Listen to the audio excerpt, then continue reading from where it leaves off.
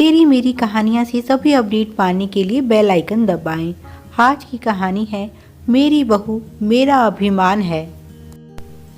लता जी ने कमरे की लाइट जलाई और अपनी बहू शिखा से बोली, यह क्या हालत बना रखी है बहू, अपनी सूरत तो देखो, कब तक यूं ही खुद को अंधेरे में बंद करके रखोगी। एक ना एक दिन तो तुम्हें यह सच्चाई का सामना करना ही पड़ेगा। चलो उठो और इन आंसुओं को हमेशा के लिए पोंछ दो।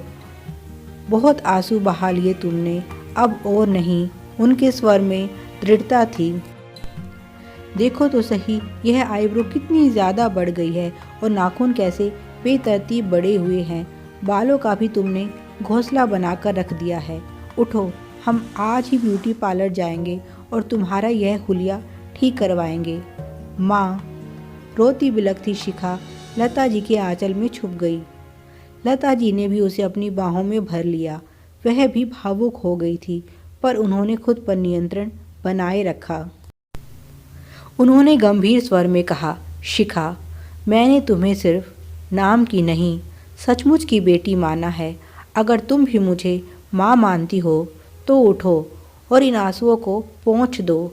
जो हो गया मैं उसे तो नहीं बदल सकती, पर फिर भी तुम सोचो, क्या तुम्हारी यह हालत देखकर अविनाश खुश होगा? जाने वाला तो जा चुका है, पर जो जिंदा है उनसे जीने का हक छीन लेना कहाँ की इंसानियत है?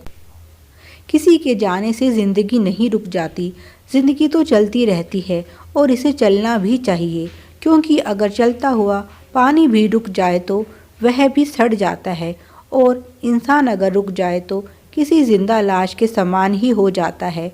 मैं चाहती हूँ तुम अपनी ज़िंदगी फिर से शुरू करो।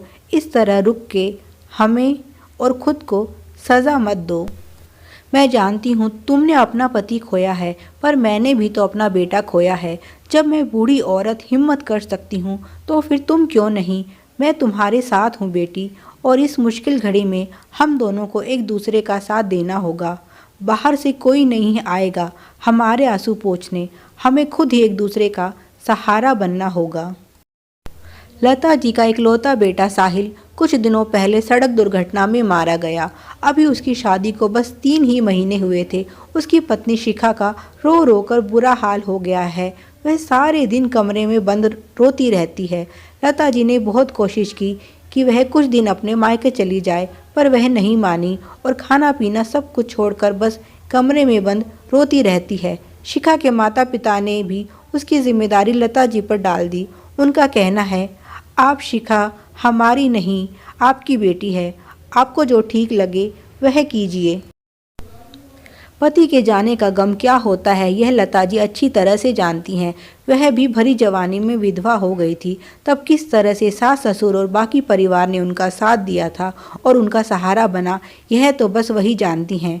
और आज वही दुख उनकी बहू पर भी आन पड़ा है। अब उनकी बारी है अपनी बहू को नया जीवन देने की। लता जी के दृढ़ निश्चय के कारण ही शिखा में हिम्मत आई और उसने जल्दी ही एक कॉलेज में नौकरी पकड़ ली। जब वह पहली बार कॉलेज जा रही थी तब खुद लता जी ने उसे तैयार किया, क्योंकि शिखा को शुरू से ही सजना संवरना बहुत पसंद था। पर अब तो जैसे वह हंसना खेलना सजना संवरना सब कुछ भूल गई थी। उस दिन जब वह तैयार होकर घर से निकली तो सब पड़ोसियों की नज़र उसी पर थी। धीरे धीरे जीवन पटरी पर लौट रहा था और अब शिखा भी धीरे धीरे सामान्य हो रही थी। अब तो वह कभी कभी मुस्कुराने भी लगी थी और लता जी यह सब देखकर अपने मन में बहुत ही संतुष्टि महसूस कर रही थी। बेटा तो चला गया, पर कम से कम अपनी बेटी को तो उन्होंने बचा ही लिया। पर शिखा की यह खुशी बहुत लोगों के मन में चुभने लगी थी और एक दिन एक पड़ोसन ने लता जी से बोल ही दिया, देखो तो कैसे बन ठन के घर से निकलती है। इसको देखकर लगता ही नहीं कि इसे पति के जाने का थोड़ा भी गम है। मुझे तो इसके लक्षण कुछ ठीक नहीं लग रहे। पड़ोसन ने लता जी से कहा।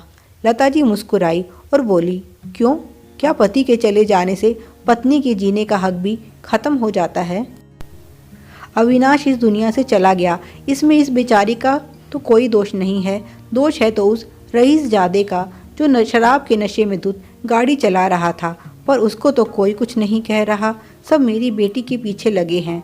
वह ज़रा मुस्कुराने क्या लगी, लोगों की आंखों में चुभने लगी। अगर यही आपकी बेटी के साथ होता तब आप क्या करती?